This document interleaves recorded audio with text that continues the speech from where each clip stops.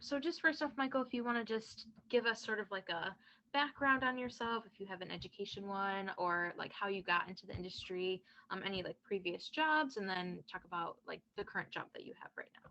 Sure, sure. So I'm originally from Los Angeles, California, and my family, my sisters did a lot of theater while I was growing up, and I kind of just tagged along for a while and kind of just stumbled into it at an early age. My first memory of performing is going to an audition with my sister for a West Coast tour of the show Evita, and there was like 100 kids there, and the casting director was going around, and they came up to my mom and me and said, "Oh, is he auditioning?" And she was like, "No, he's just here for the ride," and basically forced me to audition. And I sang "Happy Birthday" in front of a bunch of people I didn't know, and I booked the job. And I booked a professional show at the age of 10, and my sister did not get the show, so she was very upset. But it was that first experience of being around professionals and being around the theater, and I learned just so much about how, like, what of an accepting place it was, and just felt really comfortable, and I knew it was something I wanted to pursue further. So by the time I got to high school, I auditioned for the Orange County High School of the Arts, which is a prestigious arts program in California. I majored in musical theater there, and my while I was there, I had great mentors. Susan Egan, who's the voice of Belle in Beauty and the Beast, and she's the voice of Meg from Hercules. She was running the musical theater program while I was there. So I had, again, amazing professionals in my life teaching me, mentoring me, and really pushing me as a young adult. And they encouraged me to go to college and to get my degree. And then I went to the University of Arizona. I got my BFA in musical theater there.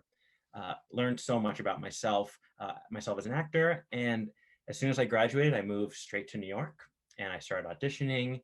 I, went through the whole phase of going through open calls, waiting in line for hours to audition. And I was very lucky and I had a lot of good experiences. I was working right away. And being in New York, I got to make my Broadway debut in Chaplin the Musical, which was an unbelievable experience, something I'll never forget. I've gotten to perform with amazing actors, amazing directors. I've worked at City Center Encores, off Broadway, regionally, all throughout the country, as well as being a guest artist for Disney Cruise Line. I actually originated the role of Olaf in their Frozen production on the ship, which was a whole different experience on its own, just performing on a cruise ship. But it was something that was really cool, and I'm really glad I had that experience.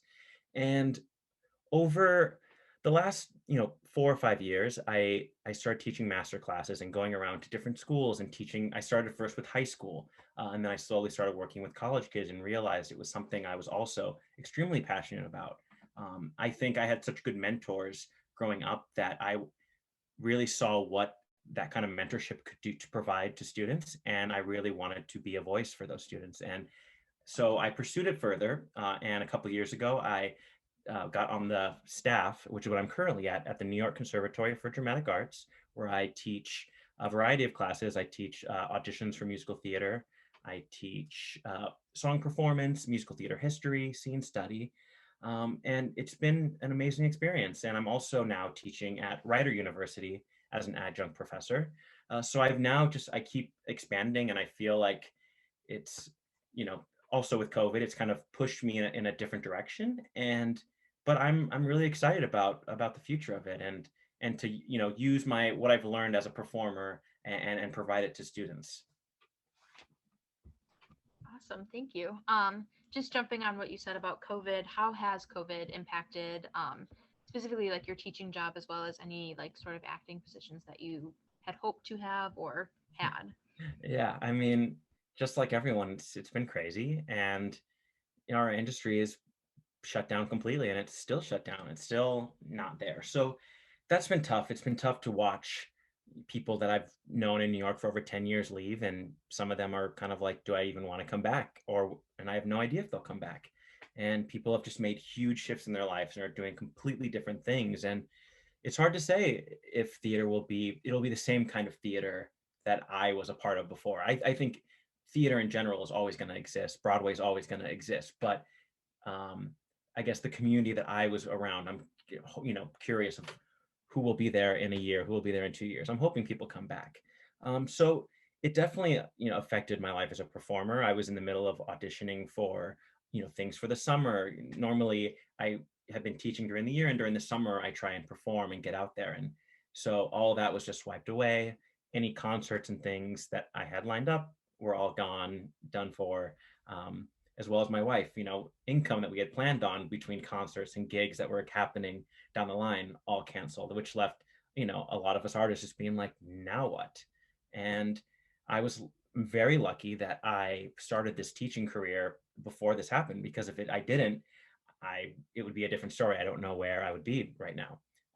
But with the teaching, it was the same kind of thing. It was all of a sudden, just like I'm sure you guys know, we're like, oh, now we're going to be online for everything.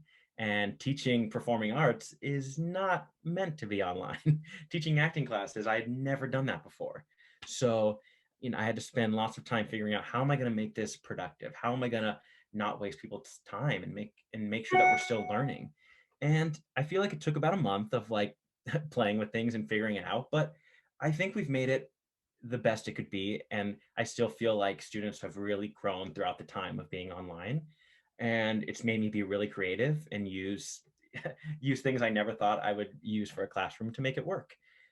But also, even, with teaching, there was that moment of when the semester ended, is anyone going to want to come back for the fall? Is the school, there's nervous, are we going to close down? Because who wants to go, study theater during a pandemic? So I feel like there's been lots of like just hoping and just hoping that things would turn out, and it actually, everything has turned out okay for the most part. We came back in the fall. We've been doing half in person, half online, keeping distance. We use screens and all these things for people to sing behind. So it's been interesting, but we've really made the most of it. And it's, I feel like COVID for artists, it's kind of forced us to decide if we're meant to do other things or if there are other things out there. And it's really pushed me to pursue teaching, which was something that was always I wanted to do, and I thought that was kind of my future anyway. And now it's really pushed me where I'm like kind of full steam ahead, like looking for teaching jobs. I was accepted to get my master's in directing at the University of Idaho, which I start this summer, because I want to be able to, work full time at a university one day. That's what I see my future in now. So I'm like, why not? Now's the time. I might as well jump into something new and learn something new. And it's only going to help me as an artist, an actor, and a teacher. Absolutely. Did you, I don't know if you would know, but did you guys see a little bit of a like decrease in student population We coming through did. the fall? Yeah, we definitely did. We had a good amount of students still coming in that were planning on coming, but we did have a decrease of students who were at the school who did the last couple weeks online back in March and April, that decided they were going to take. Quite a few of them are coming back, but they decided, you know what, we're going to take, the semester off, and which led to now the year off. But a lot of them I've been in communication with, and some of them are planning to come back. Some of them have decided to do something completely different, which like I respect. Like students would ask me like, do you think I should come? And I was like, I cannot answer that for you. Like, I don't know. But it's up to you. It's what your journey is and what you feel is right now.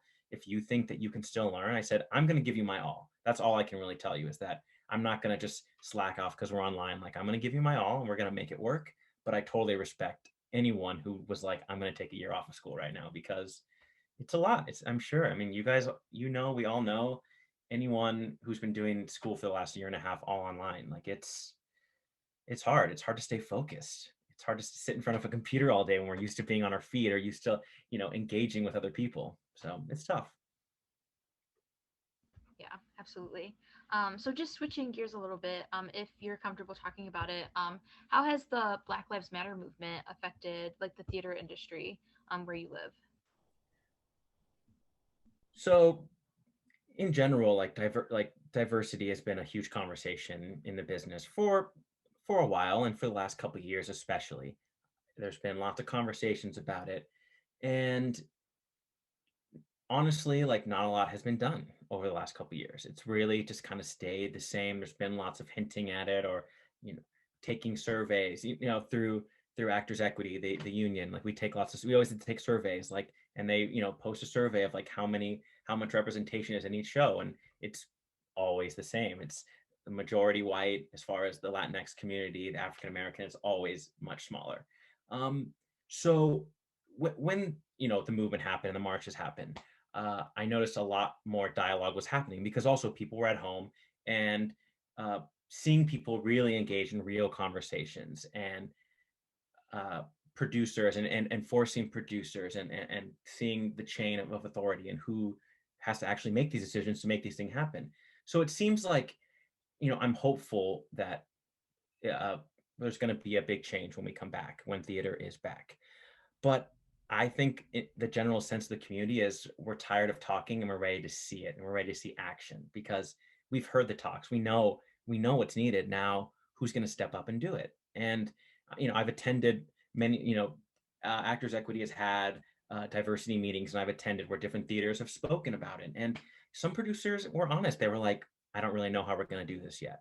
And you're like, okay, well, at least you're being honest. Well, others are saying, the plan is, they want to hire more African American directors and writers and all these things. So it's like, great, I think that's a great plan, but now let's see it happen. So it's hard for to see any change yet because we're not back. So I think the theater community, especially in New York, is really ready to hold people accountable and hold producers and the theaters accountable to the things they've been talking about. And I'm hopeful that there's going to be a really big change in 2022, and we're going to come back and hear from new voices, voices we haven't heard before. We've had a lot of these revivals come back to Broadway, which are great, but it's a history that a lot of us don't agree with at this point. And so it's time for new writers to step up and have a new wave of theater and new voices. And hopefully that's what 2022 is going to bring. I'm very hopeful for it. Yeah, I think we definitely all hope for that too. Um, so the last thing that we have is just any advice that you would give for anyone getting into like the theater industry. So many things. So I would say my main thing right now is that I would say to people trying to get in the theater industry is to be creative, to not let if you stand by and just wait for things to come to you, it's not going to happen. I think a lot of us like train and train, then we're like, okay, I just like wait for an audition, and then like I see if someone wants to cast me. And it's like if you wait for someone else to tell you that you can be creative and perform, you're going to be waiting a long time. The people who I'm seeing really proactive and really making names for themselves and getting out there are people who are writing their own shows, creating their own content. You look at the girls who wrote the Bridgerton musical. I mean, they did something that they weren't supposed to do. They didn't have the rights to do it. They just were like, I just want to do this for fun and put it on TikTok. And now they've blown up. They can do anything they want to do because they went outside the box and they were just being creative. As much as I would not want to be someone going on TikTok and going on all these and singing on all these platforms.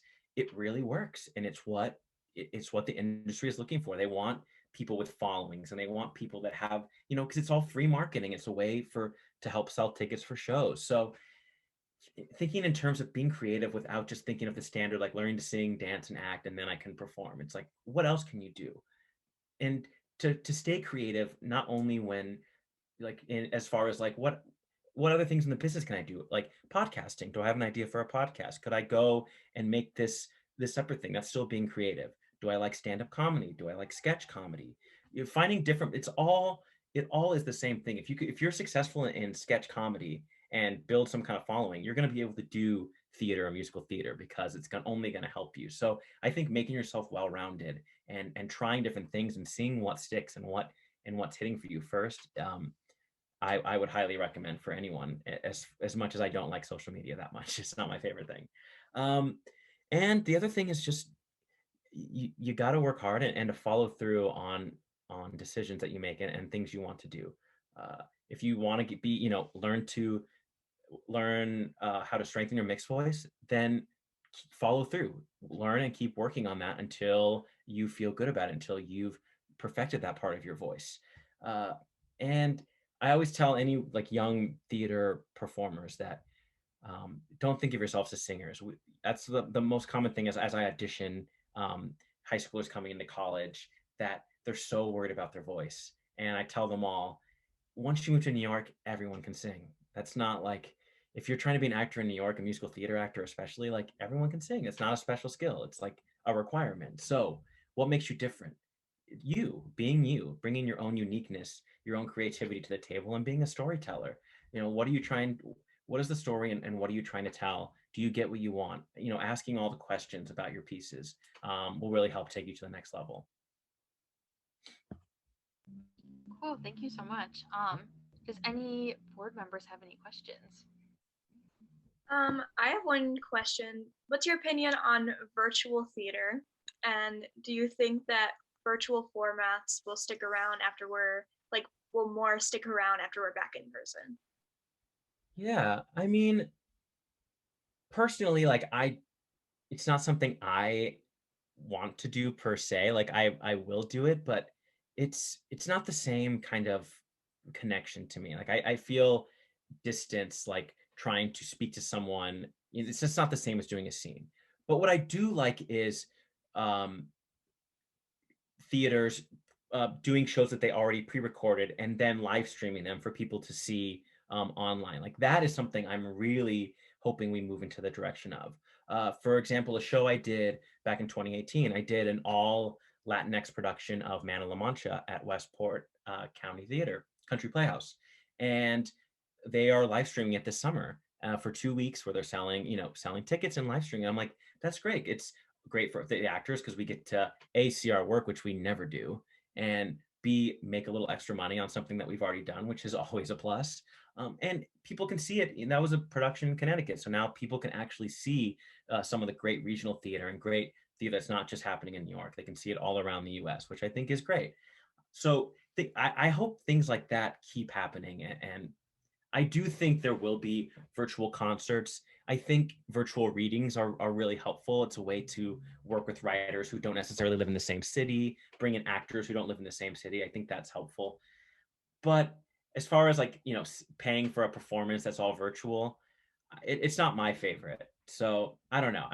Some people love it. I mean, it's been great that we've been able to do that. So at least people have been able to keep up performing a little bit, even while they're at home. But we'll see.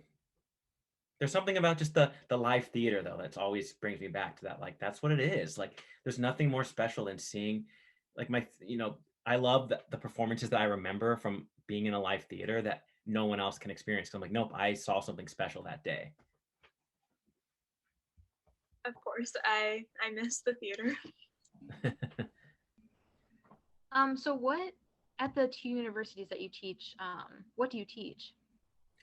So at Rider University, I teach musical theater lab, which I love. It's really, really fun. Basically, I get to do whatever I want to do. It's kind of like a business class, performance class. So I'm able to change it up every week and bring my experience as a performer to the table. So bring them things that I think maybe the university, as far as like the standard training goes, bring them things that they wouldn't teach. They don't have time to teach because their schedule is so big. So like next week, I have a vocal coach coming in with me that's a vocal health expert to talk to them about vocal health.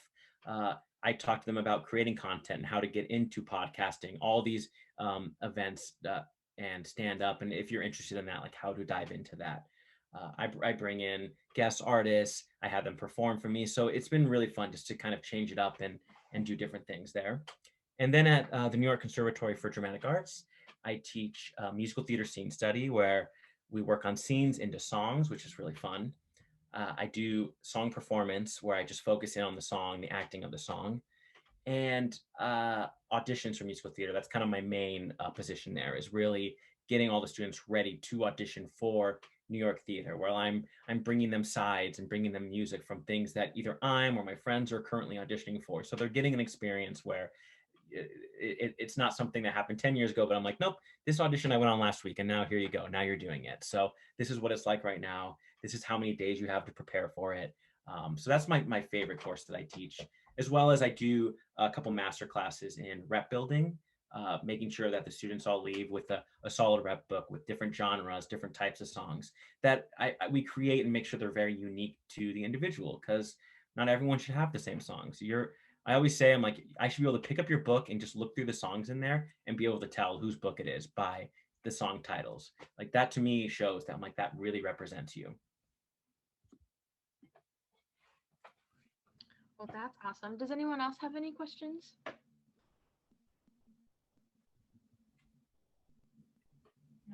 Awesome.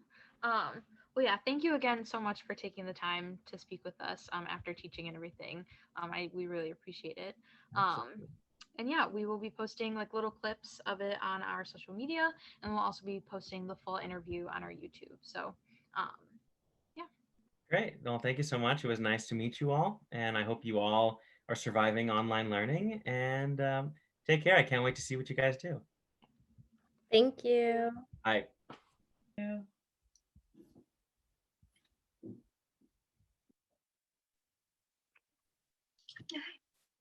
Well, Cool. good. That was pretty cool. Yeah. How did you meet him, Caroline? So he works at New York Conservatory for Dramatic Arts, and last summer I did a summer intensive program, and it was online. I was supposed to go to New York, but COVID happened, so I did it online, and he was my teacher for scene study. I think I did the scene study with him because I did do a song, or no, it was song performance. Scene study I had a different teacher. But song performance. So he assigned me a song, or he assigned me, it was 4 weeks, 6 weeks, something like that. And he assigned me 2 songs, and you worked, oh yeah, it was 4 weeks because 1 song for 2 weeks. So 2 songs. And then now I have those 2 songs in my back pocket for auditions. Who knows if I remember them by now, but I could pick them up.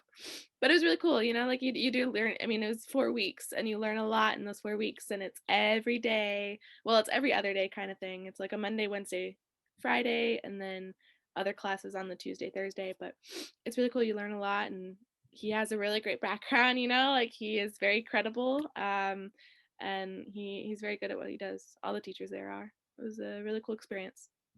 Yeah. I'm still recording, I just realized.